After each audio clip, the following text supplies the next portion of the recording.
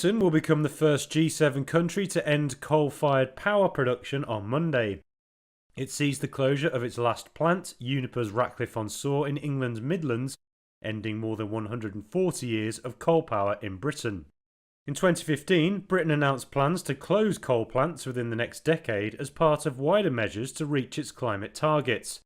Just under a third of the country's electricity came from coal at the time, but this had fallen to slightly over 1% last year.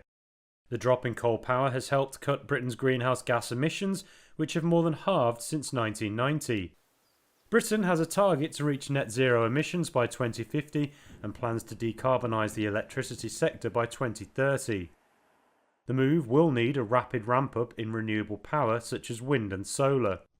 Emissions from energy make up around 3/4 of total greenhouse gas emissions.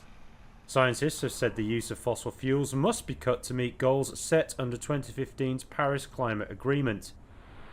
The G7 major industrialised countries agreed at a meeting this year to end coal power in the first half of the next decade.